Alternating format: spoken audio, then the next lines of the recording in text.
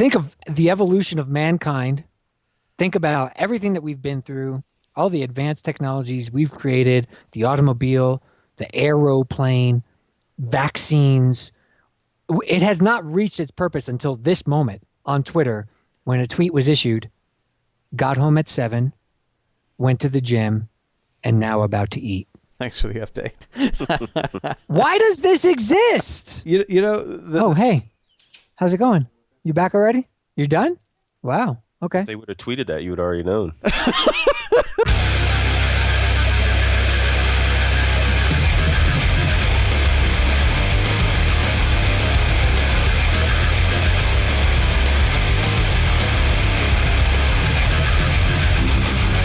This is Epic Battle Cry Skirmish 237. They write themselves.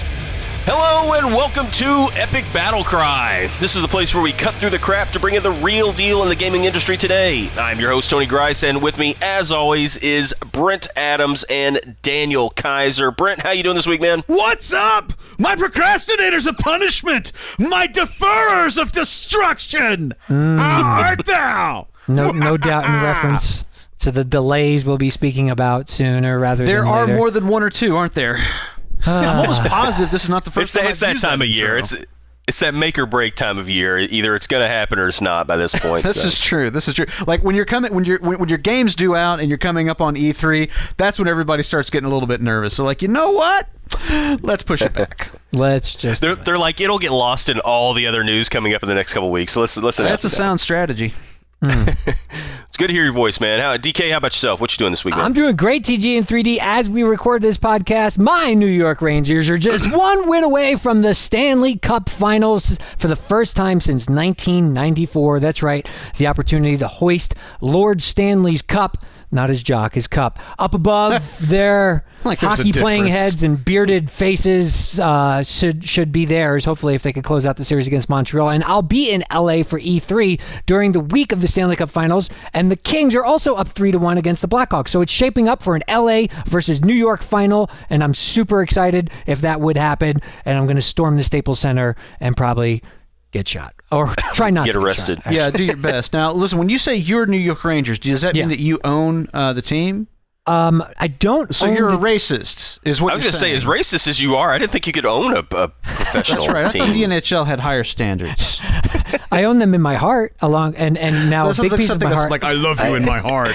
I and want no to, one else can have them. And you're not allowed to cut your hair. I want to wear your face. Jesus Christ. All right, That's from that movie. That's from that movie with Will Ferrell and the ice skating thing. Whatever, Blades of Steel. I didn't make that up.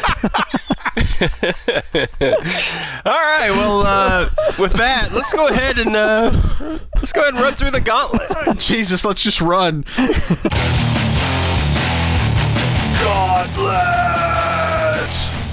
All right, guys, we are here in the gauntlet, and with first news we get is kind of an interesting leak for the new Battlefield game coming out. Brent, you want to tell us what we've heard and what may be true? Well, if leaks from EA Battlelog are to be believed, we've got the first details on the next Battlefield game, which is rumored to be called Battlefield Hardline, and is going to be a departure from the series in the sense that not so much a military-themed shooter, but more of a cops and robbers kind of game. Now, this sounds suspiciously like the idea that I pitched way back in the day for a sequel to Payday, where one half would be playing thieves and the other half would be playing police. It sounds a little bit like that. This is being developed by Visceral Games of Dead Space fame, is slated to be coming out on PlayStation 3, PlayStation 4, Xbox 360, Xbox One, and PC.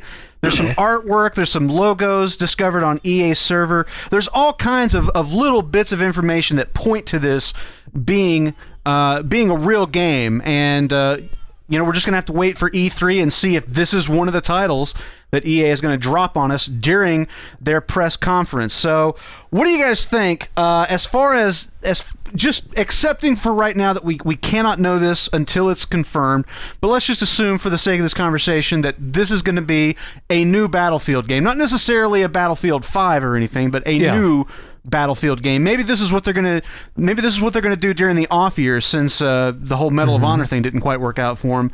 But what do you guys think about what they're Isn't this just about? a replacement for Medal of Honor? I mean, honestly, that's what it seems like to me. But is it interesting? Does this seem like something that you guys would be interested in? Is it a good alternative to the traditional Battlefield games? Well, it's hard to determine that based on what this leak provides, but just the ideas I think are interesting. They're up against Call of Duty, who has, a yearly iteration basically, and they don't got Kevin Spacey in this hardline thing.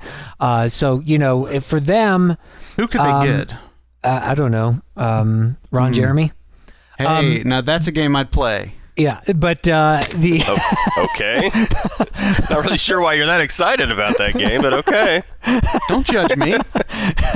But don't say crazy shit then. I'm not the guy who was talking about wearing her face.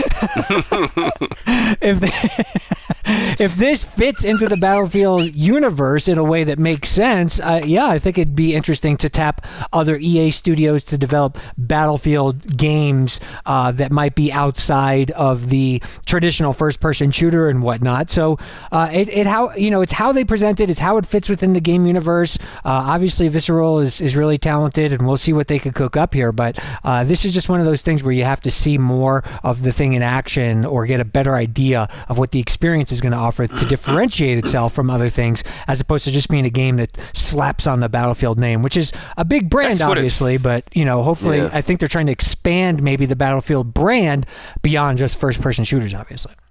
I feel like that's what they're doing, though, is just slapping on the Battlefield name to this. Like to me, it feels like, since they have kind of unofficially, I guess, retired the Medal of Honor, moniker as a franchise thing. They killed those dudes.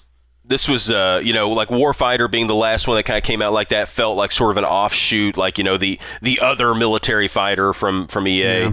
And this sort of feels the same way. Although, to me, this is so different in theme. I mean, you're talking, cops and robbers, essentially. Like, why didn't they go with like a new IP? Why, this to me seems like would have been a great way to sort of separate it out and get a new IP out there instead of trying to tag it on to the Battlefield moniker. Because I don't know, I feel like this actually could potentially like a Law and Order tie-in game. Well, yeah, or they could make it anything. NYPD, they can make whatever they could. I mean, like, it's got just as much to do with that, which is to say nothing. Yeah. Well, actually more so. I would say. Well, if the leaks are to be believed, because it actually deals with law enforcement. But that's my point, though, is that there's two names that everybody recognizes, but this game, in theory, I shouldn't have used Law and Order is my point, but. Fucking Ramsey's Kitchen Nightmares, the game, and it's cops and robbers. Boom. Okay. Yeah. So I feel like you went way off there. I do sort of agree that they should have gone with a different name. Yeah. I mean, it just feels like Battlefield is totally tacked on here. This feels like that. What was that fucking racing game? Yeah, what was that fucking racing Forza game? Horizon. Yeah, Forza Horizon. That's what this feels like. Yeah, this feels. That's what I was thinking, actually. That's what I was thinking of your guys' response. Like, I personally think there's space within an IP to have multiple types of experiences. Bullshit. I don't think one thing just has to be. I want my IPs as lean as Bruce Lee.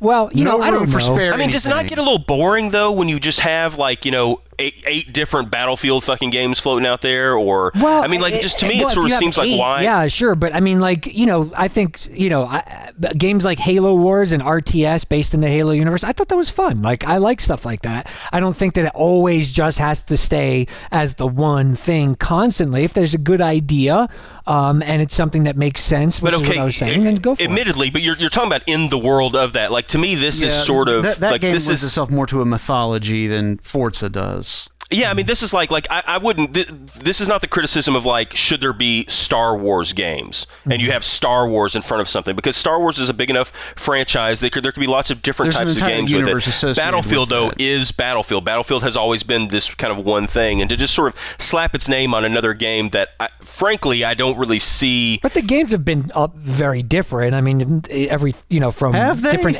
Not really. I mean, they've improved, but they haven't changed the concept, have they? I mean, Battlefield Battlefield Bad Company versus Battlefield 1942. I mean, a completely different I'll give you experiences. Bad Company, but like all the Battlefields, like, you know, like 1942 and Battlefield 2, like all the official Battlefields have been pretty much the same. But I'll give you Battlefield Bad Company was a good example, although arguably it was really a similar style of game still. But anyway, I don't know. To me, it sort of seems like it's tagged on there just to try to get it's a hard extra line to draw in the eyeballs on it. sand. Where to stop with that stuff?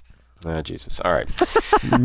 So next up, we get the announcement that The Order 1886, the PS4 exclusive game, is going to be pushed back a little bit. DK, what's the details around it? Well, all we know right now is that it's going to arrive on PlayStation 4 in early 2015. It was, initially scheduled for release later this year. Having seen it last year at E3, lots of intrigue and interest about this title that looks really cool. We've been seeing more and more of it recently. Basically the gang behind the game came out from Ready at Dawn and said that, as we look to bring this experience to the players, we've decided to spend some extra time to deliver on the promise we made when we first introduced the game. As such, you can expect the Order 1886 to come out exclusively on the PS4 in early 2015. So, with the exception of the promise that it will be out in 2014. Exactly. But, this game for me has been very interesting to track because there seems like there's a lot of smoke and mirrors going on behind the scenes, but we're seeing more of it recently. Just recently had a gameplay walkthrough, like a 10-minute type of kind of expanding on what we had previously seen.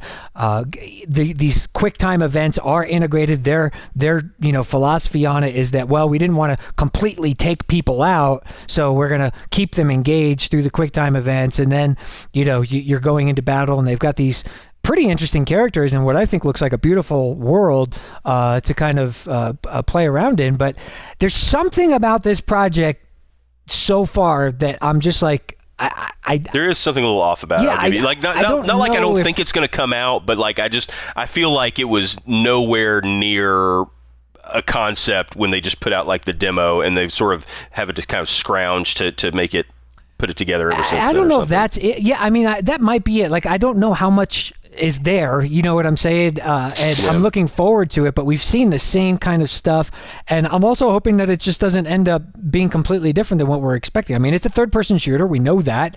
How engaging is the combat? How the story seems pretty cool, and the characters, I mean, the game looks gorgeous, and the characters seem neat, so I have high hopes for it, but at the same time, there's just something, I don't know if it's the way that they're messaging this, there's something that doesn't feel solid about the Order right now, and I was hoping E3 would be the place where that kind of feeling would be alleviated, but it seems that we're going to get some more from it at the show. And it might be, but it just might be next year's E3. Yeah. Well, not if it comes out in early 2015, so we'll see. I guess that's true. Yeah, I don't know. I on the one hand, I can kind of see what you're saying, but I don't know how much I read into it. I'm interested in the concept of the game. I think it's an interesting premise. Certainly, I think everyone would agree that it looks very good. But ultimately, I just can't find it in my heart to get too invested in this yet. I was really excited when we first. I was really excited when we first heard about this game, when we first got that peek at it with the in-engine trailer. But I don't know. It hasn't been close enough that I've found myself really getting excited about it. And now that it's been pushed back, it's like I can delay my interest in it too. I've got enough things to interest me right now. I've got Batman Arkham Knight. I've got Shadow of Mordor. I've got all these games that are going to be coming out this year that I can invest my interest in. And honestly, it's just like this one's just it's already been pushed to the side in favor of stuff that is immediately in front of us. And so if basically what I'm saying is that I can kind of take it or leave it for right now, and then later on they can show me more media, try to convince me that the game is going to be the end all be all, and I'll be ready to make a judgment on it at that point, I guess. Yeah, I'm sort of there with you in the same way. Like something about the sort of the setting and the storyline. Like they never showed enough to really garner too much excitement from me yet. Yeah. Like they admittedly, you're right, DK. They've started to show. Have you seen those guys' chops? Yeah. Yes, again, we have. nothing. I was nothing sold at chops. I don't know. There's just something about it. Like, I don't know, the time frame and stuff like that isn't just immediately something that interests me. But you know, maybe closer to the release date, we'll see more and more. And in a way, you know, it is kind of good to know that we've got some new properties kind of coming down the line, because I'm sure we're going to have a lot to choose from this year. So maybe not the worst news. And again, hopefully, we always assume that this is going to mean that the game's going to be just that much better with extra time, you know, in it. I mean, hopefully we see that with Watch Dogs. You know, Watch Dogs got delayed kind of in a similar fashion. Yeah. And, you know, everybody seems to be pretty happy so far. Yeah. So far. When they can get on. All right, so next up we have the announcement of the delay for The Evil Within, which a little bit of sad news, but we did get a few details around the pre-order incentives you can get whenever it does actually drop. Brent, you want to tell us a little bit? All right, so as you intone, Bethesda's Evil Within has gotten pushed back. Not by a lot. It was originally slated for late August. It's now going to be late October. Okay. To be exact, North America is going to see the release of The Evil Within October 21st, Australia October 23rd, and then throughout Europe on October 24th later this year.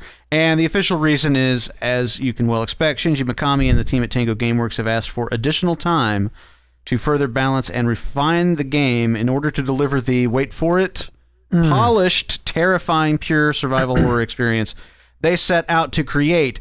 To add insult to injury, along with the news that you're not going to be able to get the game, they went ahead and asked for your money. So if you pre-order, you're going to get the Fighting Chance pack, which is going to include a number of helpful items that will give you a fighting chance, as the name would suggest. You're going to get the medical kit, green gel. I think we all know what that's for. Double-barrel shotgun and 3 shells. An incendiary agony bolt. I would just like to say that agony bolt is an awesome name for a band. Yes. And a poison agony bolt. Even better name for a band. Possibly. Get your agony bolts while they're nice and poisony. That's when they're best. Yeah. So nice reference. Lots of anticipation for The Evil Within. It's supposed to be really scary. I think everybody's looking forward to it. Not such a huge delay. What do you guys think? Not my type of game. They released a trailer to coincide with this announcement and news, but no. that showed people getting the crap scared out of them, and there's no doubt that the game will be scary and intense. But that is all well and good. I think it's, again, with the release dates, I put a tweet out asking people to, like, someone in the world of marketing and publishing, tell me why it is required to announce a release date only to go back and change it, trying to solve this riddle that we always are, that leaves us flummoxed about, why this even happens. But to that end, I don't think that the delay is too bad. I think it's great, actually, for the game that it's coming out like right next to Halloween. Like, that's good for them. So probably something that should have happened in the first place. But one thing I will say is I'm just, I love the guys at Bethesda. I don't understand the idea of delaying the game and asking for the pre-order at the same time. Like, hold off. You got till October, so like wait a week. Do you think they think that that's some sort of like, hey, I'm sorry we're pushing it back, but hey, here's something to get you excited. I do sort of think that's what they think. If they frame it, but never in the press release are they saying, to make up for the delay, we want to. It's just like, here's the incentive. We're adding something to the pre-order incentive. Yes, we're adding something to make up for it. It's always, and the other thing, the game's delayed. Now hand us your money. And about these pre-order bonuses, this is, to me, not to completely rail on this whole story, but this is the type of pre-order bonus I can't stand, because you pre-order the game, you're getting a distinct, different experience than if you don't pre-order the game. And now it's like, well, which experience do I really want? You're reading a lot into those agony bolts. I mean, maybe they're not as cool as they sound. A medical kit, a double-barrel shotgun, these bolts, and green gel. Those could all be things you pick up in, like, the second locker in level 2. Exactly. So then why are they... This is what I'm saying. So why are they incentive to pick it up? Do I want to start the game that way? Am I cheating if I start the game that way? Or do I want to have the pure... Which is the pure experience? What... This is just confusing. I don't understand. Wait. I think you just answered your question. It's 2014. There is no longer a pure experience. There's about 18 different versions, and none of them are right or wrong. I really am with you on this. Like, I'm not that. I mean, the game for what the type of game it is looks good. It's not really my I'm not into the kind of the frightening shooter type games personally, but I do sort of agree. Like, to me, this would have been, today would have been the perfect time to say, hey, unfortunately, we're pushing it back 2 weeks to work on, polishing the game, yada, yada, yada. 2 then months, yeah. say next week or 2 weeks from now, whenever E3 is happening, you and maybe then you announce, or a week after, when any other time is a good time to announce the pre-order updates. Although I do think somewhere in their head, they do think of this as like, hey, good news, bad news situation. It's going to be delayed 2 months, but hey, now you've got your chance to but that's not, get some exciting. I mean, do a post. No, you're on right. the It's agony stupid. post. I didn't say it was a good way of doing it. I'm saying somewhere in their minds, I think that's what they think. Do a blog post on what the agony bolt is, why it's cool to have it, and then let us know that if you pre-order it, you get 2 different types. Like, not hard. No, I agree. I'm with you. The other thing I real quick was going to touch on is the thing you said you tweeted about. We get so frustrated by this, but they have to have some sort of numbers on this that it just, I don't think necessarily matters that much to the end user, like in terms of negative sales or anything like that. I think they've just figured out at this point that man, I mean, I'm telling you though, they do it. They've done it for years now. And the thing is, you watch everybody. But here, listen. Hear me out. You look at everyone online, and when something like this gets announced, they're like, "Oh, great, da da da da da," and then that's it. I mean, they still buy the game. They still, people are going out like mad to pick up Watch Dogs now, and the game got delayed, like 7 months or what? It was 6 or 7, 8 months. It was a while. Yeah. And so, I mean, just because it gets pushed back, I don't think they necessarily get that much negative press. And if anything, they do stay in the news cycle. It's that whole thing of there is something, any press is good press. Well, I don't like it. I really don't. I hate this. It drives me crazy to hear that a game gets pushed back continually. But I think in the big scheme of things, I don't think it negatively affects them that much. And so that's why they keep doing it. But just to expand on that just real fast, I mean, that 2 things. A, you say they must have some sort of data to show that it's worth it.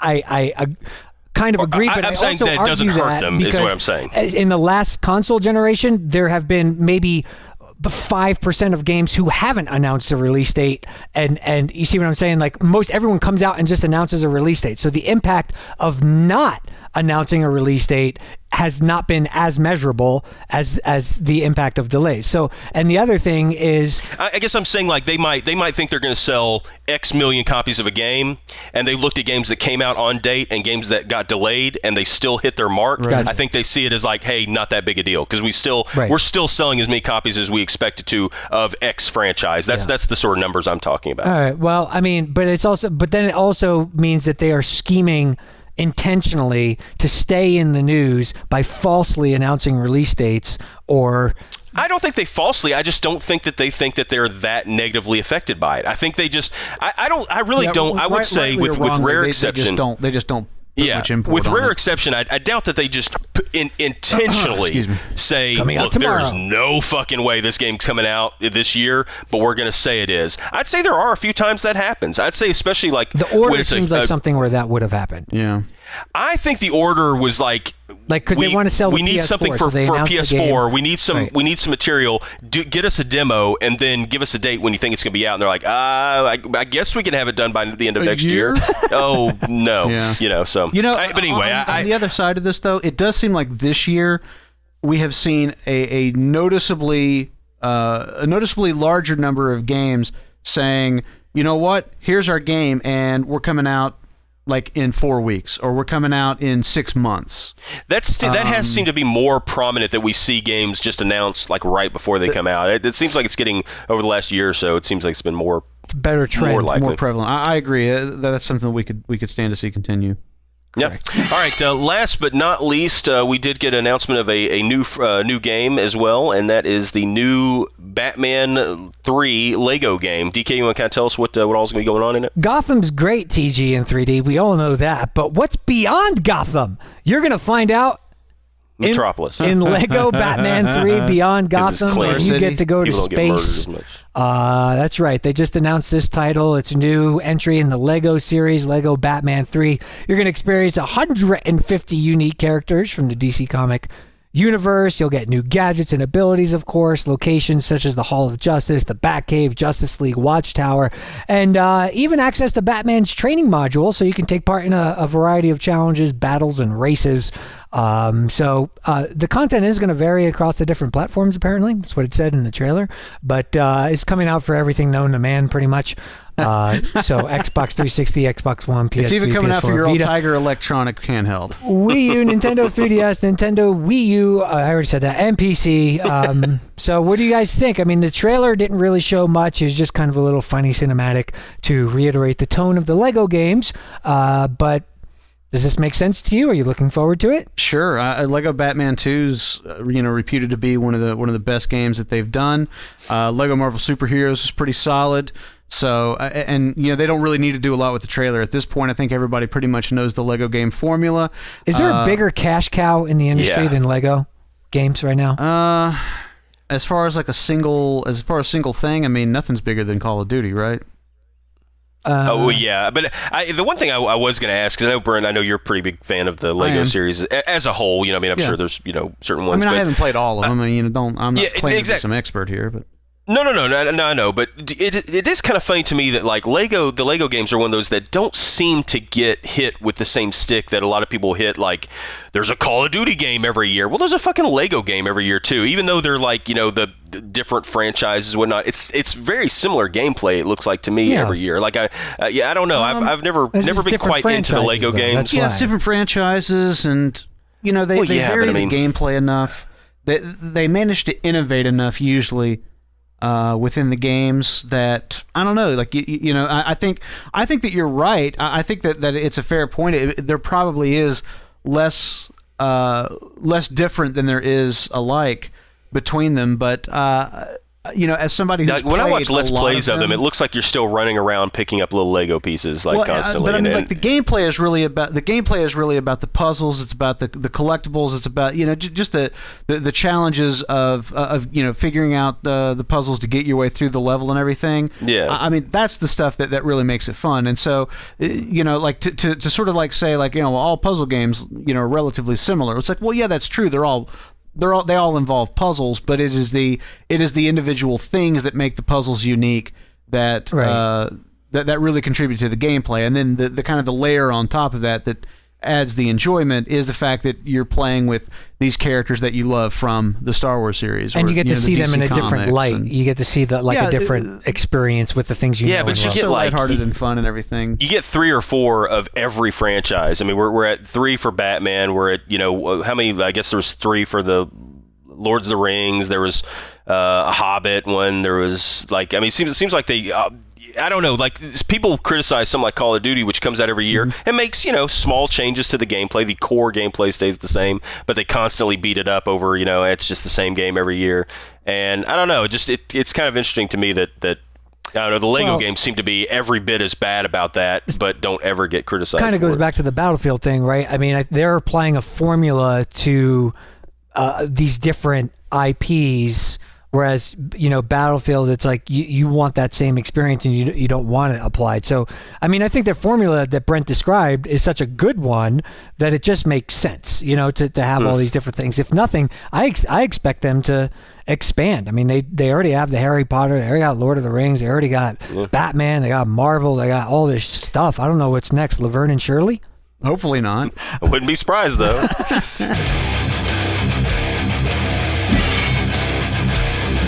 All right, guys, we're here in the main topic this week, and of course it is coming up on E3 time. It's just around the corner, and we wanted to look a little bit.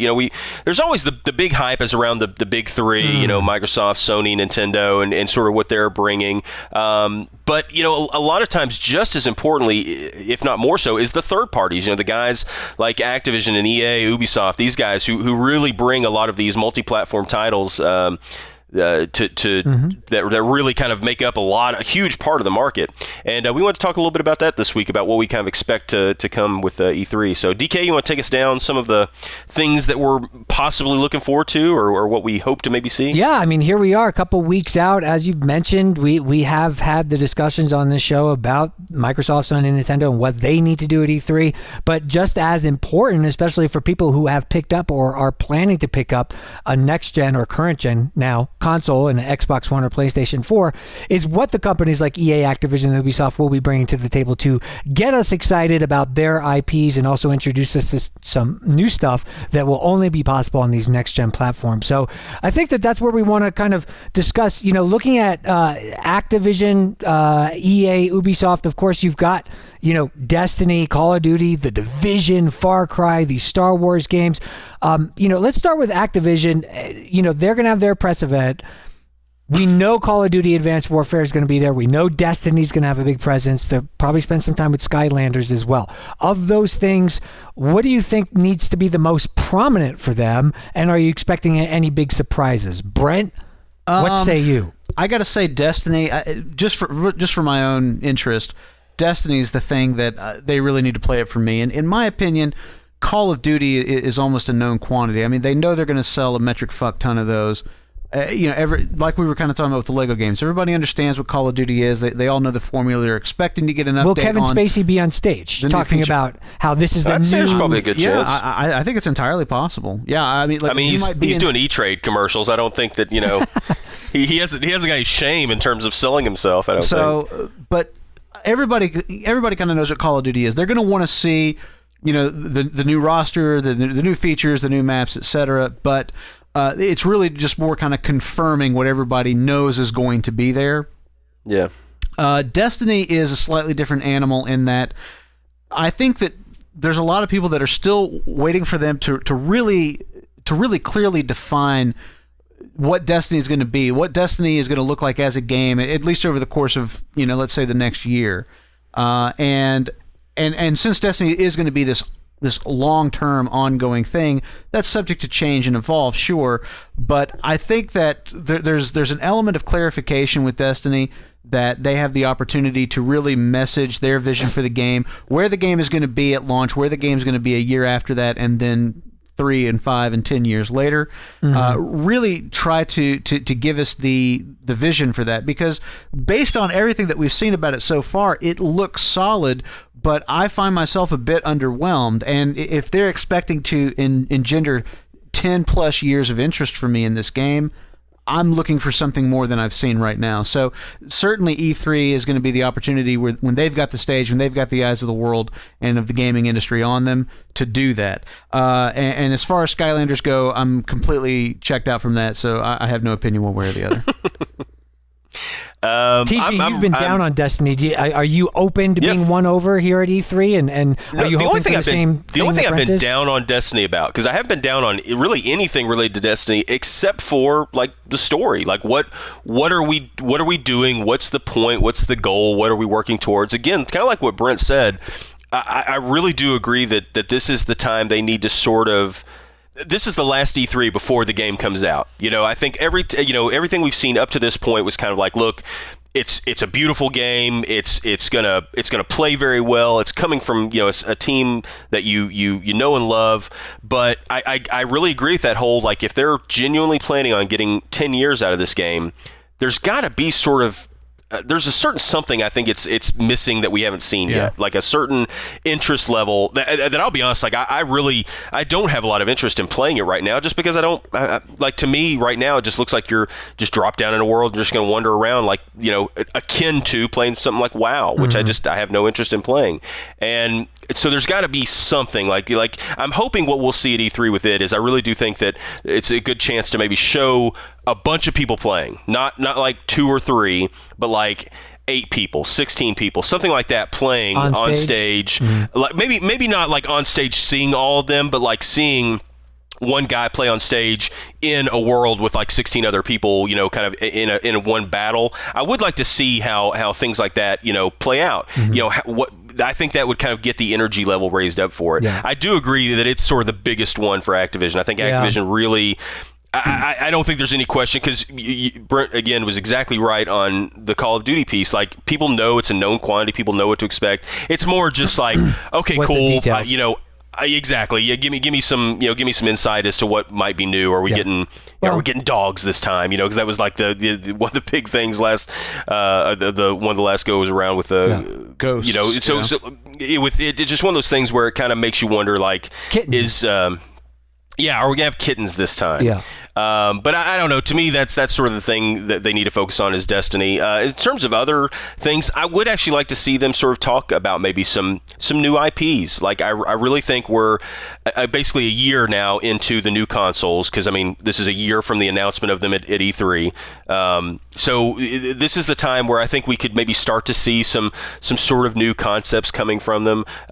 Things like Skylanders, I think, are huge for them on their bottom line. I don't think that they're a huge showing at E3. Like, I don't know. I sort of feel like the audience for Skylanders, not that they won't get some press at E3 about whatever they talk about Skylanders, but I just, it's like, okay, here's going to be the new characters, and here's a new way they'll interact with each other in their world. Wrap it up. But again, it's like, exactly, like interesting, exciting things.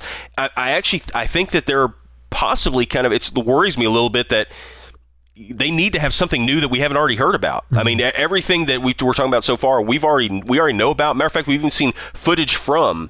So they got to do something to really excite us, I think. Yeah, I mean, what about you? I mean, are you sort of in that same page with Destiny being the most important one for them? Destiny's definitely the most important in my book. They know, like you said, they know what they're doing with Call of Duty. And for me, what Destiny needs to do is just kind of show the gameplay and how it's going to be fun and how it's going to be varied. It's already on my wish list, so I'm excited about that one. But let's move on. In the case of in the respect of time, let's talk about EA real fast. Now, Dragon Age Inquisition is a big game for them. It's BioWare's first next-gen game, an RPG, going to compete with the likes of The Witcher and whatnot, but it's coming out sooner. So that's a big game. Are you guys excited to see what they show for it? Do you think it's huge for them, or is it kind of just something that is going to appeal to previous Dragon Age fans without winning anybody else over? I think it's a bit outside my wheelhouse, but certainly people I know that are into RPGs, people that are checking out Elder Scrolls Online right now, maybe not quite feeling that, people who are really looking forward to The Witcher but know it's a ways off.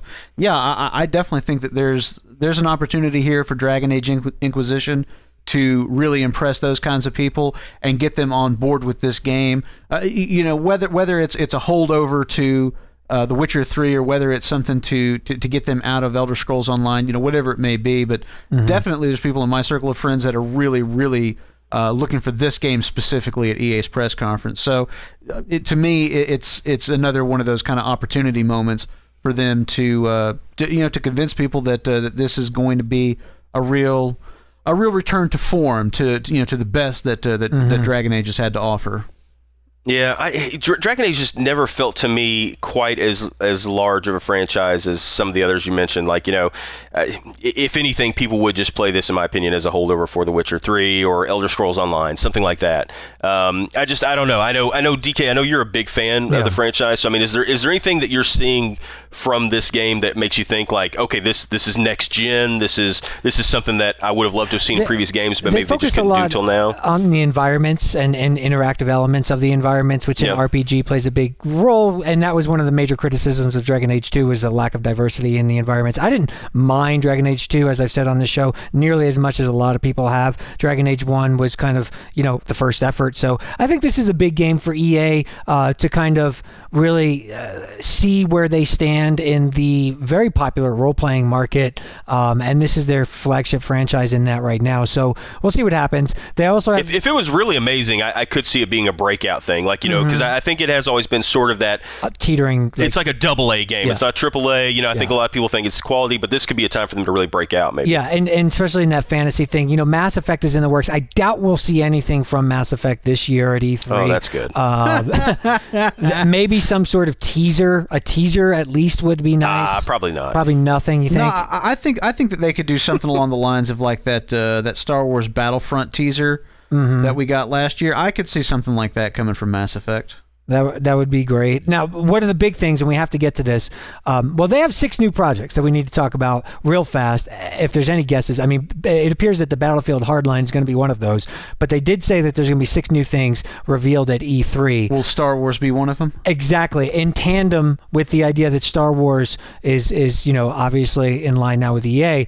Do you expect 4 of those games to be Star Wars related things? Well, we know that they've canceled one of the, Attack Squadrons. We know that they've canceled the web browser, at least one Star Wars game, but I mean, I think that was Disney actually doing that one. Pardon me. Yeah, that's true. But I certainly, for one, I want to see Amy Hennig and somebody from Visceral Games out on stage, talking Star Wars. Whatever it is that they've got. I know they can't be far along in the process, even if it's just like a Battlefront-esque tease like we were just talking about. Even if it's just that, and then maybe them telling us what the project is. I'm chomping at the bit to get any details out of EA that we can on that. Yeah, I to me the single biggest game that EA will have this year, I mean it's not confirmed, but I feel like it's got to happen, is Battlefront. Yeah. I think Star Wars Battlefront needs to be front and center. Oh, yeah. Maybe not front and center, maybe needs to be the closeout, like, okay, and last but not least, here you go, and just blow people's socks off. Because I gotta be honest, it'll be so awesome. My impression of how, like, for instance, Battlefield, and I think they should rename it Battlefield Star Wars Battlefront. Like they should put Battlefield. They should bring it into the Battlefield Star Wars wheelhouse. Battlefront, battling near a battle near you. But in all seriousness, like I think that one, I just think it's going to be. It appeals to so many different people. I think it will just pull in an even larger audience than the Battlefield franchise does. And let's be honest, it needs to be essentially, a Battlefield, quality of game like Battlefield 4, but without all the problems. That's one thing I think will be really interesting, because that's the thing. Like Battlefield 4, I think really got kind of beat up because of how it still has issues now. Yeah. They've even come out and made statements where we won't work on new DLC until we fix it, and then still bring out DLC while problems exist. So I don't know. Like, to me, this.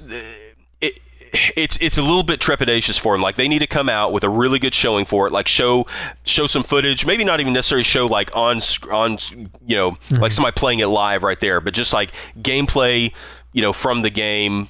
Kind of like a really cool trailer, like they kind of did with the first Battlefield 4 trailer. Because let's be honest, that first Battlefield 4 trailer they showed 2 years ago, like it was amazing. Like, you're watching it and you're like, okay, that's got to be on high end PCs, and they're like, actually, this is running on like what the next gen consoles will probably look like. And I mean, maybe not quite as good as it looked, but it was really, really impressive. And if they could do that same sort of thing, but bring in not just fans of the kind of shooting franchises, but also Star Wars fans. To me, it's a no-brainer. Yeah, that's got the potential to be big. Yeah, that's got the potential to be game of show or like the most talked about thing of show, depending on how far they go. If they don't totally fuck it up, like, I mean, that's the thing. Like, it could be something where they don't mention it at all, and you're like, okay, that's weird. Why did you not talk about it at all? Yeah. But and I would agree. I'm not a big Mass Effect fan, but I think you're.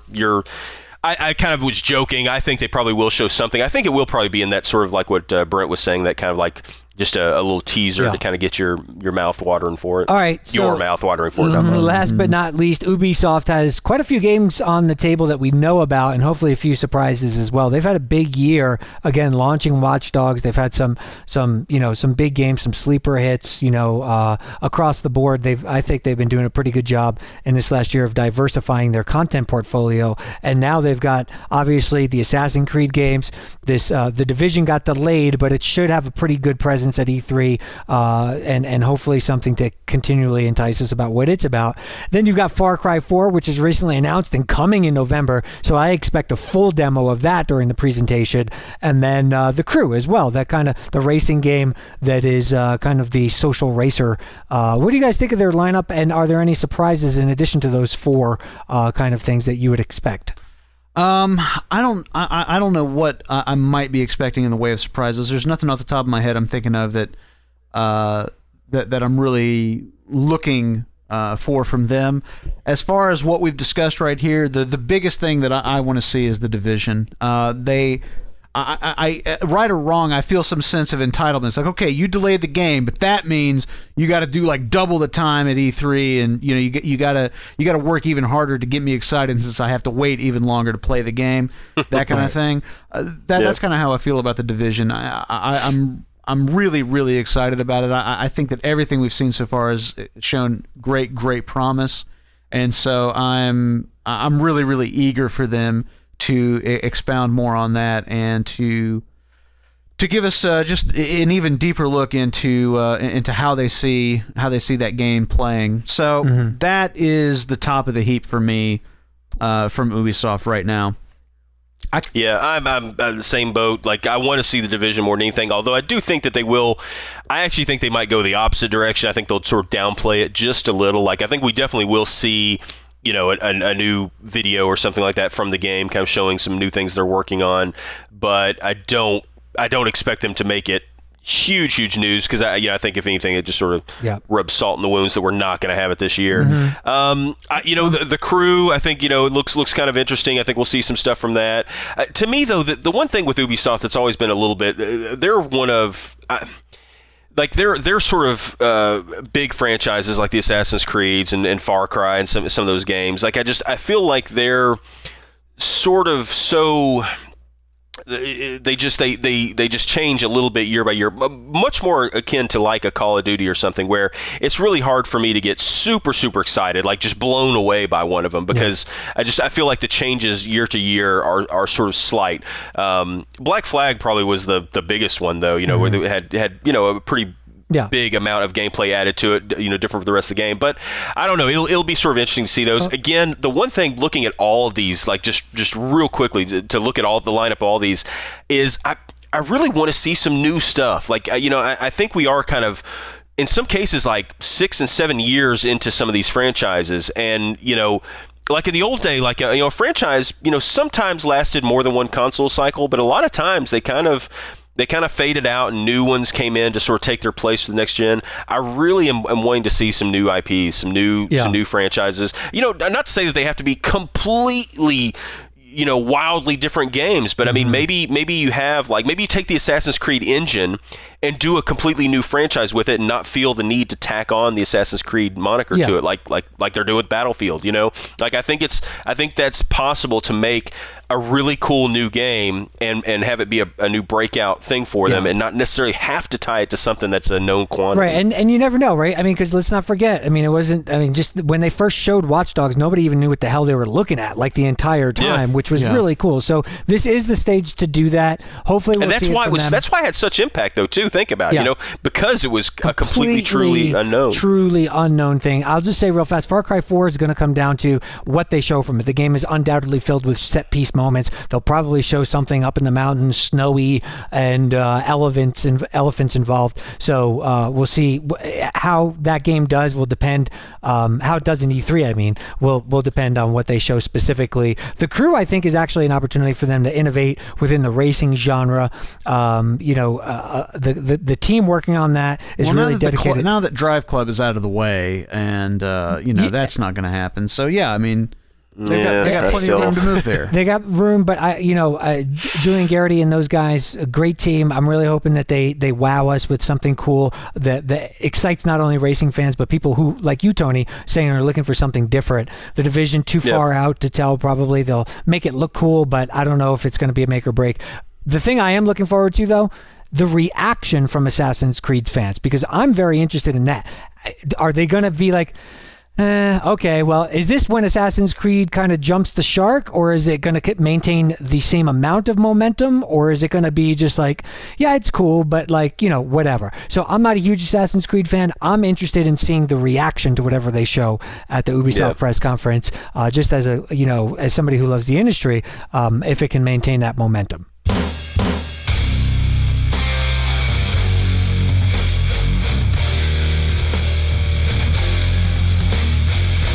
All right, guys, well, we are coming up near the end of this week's Skirmish, but first we have our Battle Cries of the week, and of course I will start off with my Battle Cry, which is a little bit of it's a little bit of a gripe. Okay. It's one of these things that I get frustrated about. So we've talked many times about how games these days are it's just a totally different experience playing video games now as it was 10 years ago, 20 years ago, 30 years ago. Yeah, it really is very different. And one of the things that frustrates me the most is things such as the fact that the day we're recording this is the day Watch Dogs comes out. Mm-hmm. And we are late in the day. So the game has at this point been out, about 16, 17 hours. Yeah. And there are still people that are unable to log on to the Uplay service that is required for you to log into to play the game. And this is on console or PC. What frustrates me more than anything is I get the need for some of these connectivity things over the internet for especially with games like Watch Dogs, which has so many things going on. They need the cloud for that. They need a lot of the processing that to be done off of the console. I kind of get that. What I don't understand is how you can release a AAA title, something that is expected by themselves to be as big as it is, and not fully understand the load it is going to have on your system when it releases. We've seen this on games like we talked about Battlefield a few minutes ago. EA is kind of notorious for having problems like this. Even Blizzard had issues with Diablo and that we talk about like SimCity with EA, and just all these games. I don't understand how their expectations for the games are as high as they are. Well, then their expectation for the load that those games are going to have on their servers, on their authentication processes, all that sort of stuff should be the same.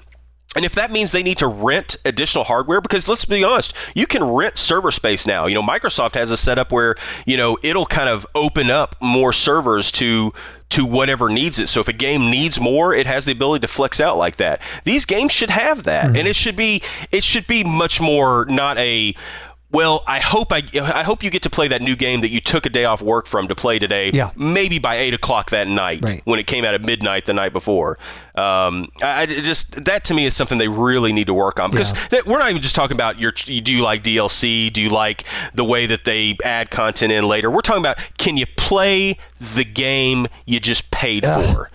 It's frustrating. And that's frustrating. And to your point, I mean, my kids are getting introduced to this, and like they go to play Minecraft and stuff, and even just like I've got to be mindful. I mean, there's been some incidents where the kids have accidentally purchased stuff that hurts me or whatever, and then I got to deal with it. But there's also like, they click something, or my daughter who's 3 clicks something and is watching, The Wolf of Wall Street, and it's like, no, stop. So like, I'm pretty guarded about that type of stuff. And when they come in and they're like, can we play Minecraft? I'm like, sure. They're like, Dad, there's an update. Okay. I'm like, every fucking time there's an update, there's all this stuff. And it's just like, God, it's just getting crazy. It really is, and I've always liked the whole update process. So many people see that as just a net positive. They're like, hey, it's great. They can always fix things later. I don't necessarily think it's quite that easy, because I mean, you've got games nowadays that they will put out broken. Yeah. There's a story about a PS4 game that literally released, and the company's like, look, we're not going to try to fix it. We're just going to completely redo the game from ground up, and whoever bought it before will give you the new game. Right. Like, I mean, like, that's how bad it is now, where people just release completely broken games, or at least that have significant issues, because it's so easy to update. People need to I think people need to raise their expectations of what they expect from companies, and kind of use that when you're buying games. Like, I'm not saying that means you take a stand on Watch Dogs. Maybe you don't. Unfortunately, it's a big enough game that maybe that's not the one that you don't buy because you just want to play it badly enough. But maybe it is, the next title from that company that you kind of say, you know what? I'm going to hold off on that until they get it fixed, or I'm going to, I'm going to voice my opinion that the reason I'm not buying it is because of this issue. Anyway, sorry, I know I took up too much time. But it is a little bit frustrating. All right, DK, what about yourself? What you got this week? Well, my battle cry goes out to the gang over at thespawnpointblog.com, and they had me on as a guest recently on the Spawn on Me podcast, so I wanted to give a shout out to Khalif and Cicero over there at the Spawn Point blog for having me on, and we talked about E3, so some additional thoughts about, I mostly spoke about Microsoft, Sony, and Nintendo, but it was great catching up with a couple of fellow New Yorkers. I'm an ex-New Yorker, of course, at this point, but they have a good thing going on. I really like their podcast, and I want people to check it out. Not just the episode that I was a guest on, but I think they're doing a really good job. So check them out, spawnpointblog.com, the Spawn Point blog, and check out that episode as well, and let me know if you want some insight into the hockey world. There's a little bit of that in there. Oh, as yeah, well. we'll let you know. Oh, God, I was about to listen to it. And I knew you were going to say that. I knew you were going to say that. That is awesome. That's very cool. Yeah. I always like getting new content, man. There's so many great podcasts out there. There are. Enough. All right, Brent, what about yourself? What you got this week? My battle cry this week goes out to the announcement that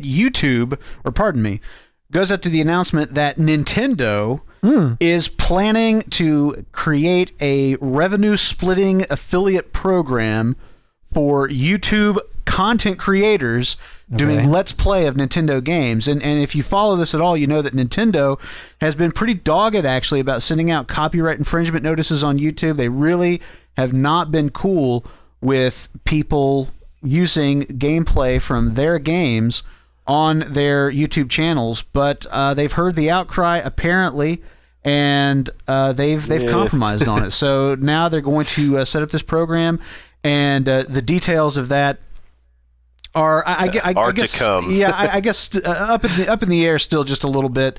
But the long and short of it is that they are going to be splitting ad revenue between Nintendo, Google, and then the people who actually created the video. So I think that it's definitely a step in the right direction. I think that it's fair. I mean, certainly I understand, that Nintendo is very protective of their copyright material and their games and so forth, their characters. So I think that the fact that they're trying to reach some sort of compromise here, where people can continue doing Let's Plays on their channels, which honestly is free advertising for Nintendo products. So it doesn't make sense that they'd be that upset about it.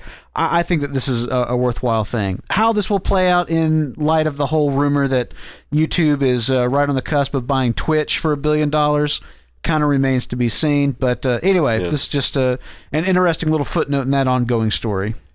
It is interesting, and I would caution until they actually put out the details of what you need to do to be compliant, because they're still real cagey on you can still put your videos out and just have our commercials on them and not get paid for them at all. We're fine with that as long as we still approve those. Right. I feel like if they're already that tight about their current deal, it worries me how kind of.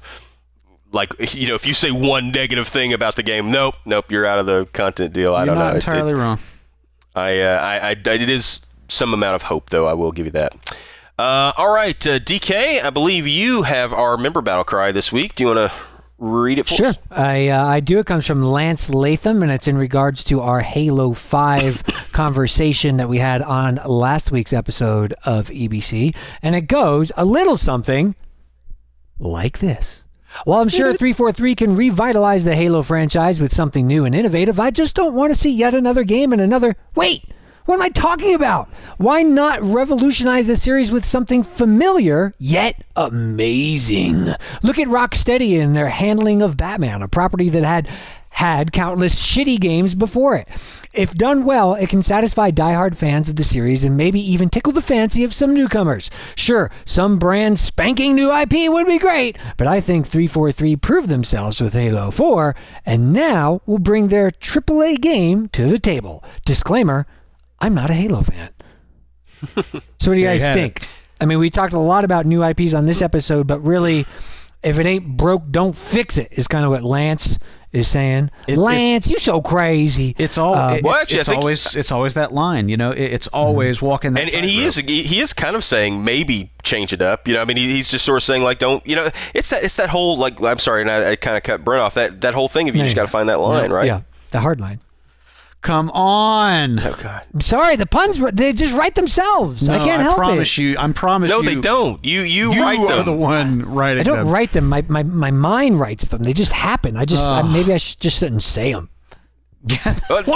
We've been telling you that forever. You might be on something there. But anyway, yeah, that's the problem with any industry, I suppose, but gaming specifically is, once you find out what it is that people want, it only makes sense to keep doing it, to deliver Continue giving to that give to people what they want. Yeah, and the reason why McDonald's still sells Big Macs. The only reason or whoever the hell does that. And the only reason they ever change anything is to grow their audience. So they want to keep the old audience as happy as possible while potentially bringing in new things. And so let's be honest, if they weren't worried about growing the franchises, they probably would never change anything because it would be easier. I do think though that this is as good a time as any for 343 to sort of put their stamp on Halo. This is Halo going forward. Right. We sort of did our best homage to the franchise with our last game, which I think they did. Apparently did a really good job with. But this would be the time, if any time, to really break out of the box. Right. Yay! All right. Well, All right, that's going to do it for this week's Skirmish. I'd like to thank everyone for joining us this week, and please join us once again next week when we will be mercilessly cleaving the fat from the gaming stories of the day. For Daniel Kaiser and Brent Adams, I'm your host, Tony Grice, and remember, cry havoc, but... Show us a new IP. If you're making a game right now, and you just go to E3, just walk up onto the stage at the press conference of your choice, and before you're arrested, tell us about your game. Do it at the Nintendo one, because God knows there will be nothing going on at that one for like at least one of the 1 hours they're up there. You know, that's a virtual event. Indeed. Oh, that's right. I forgot.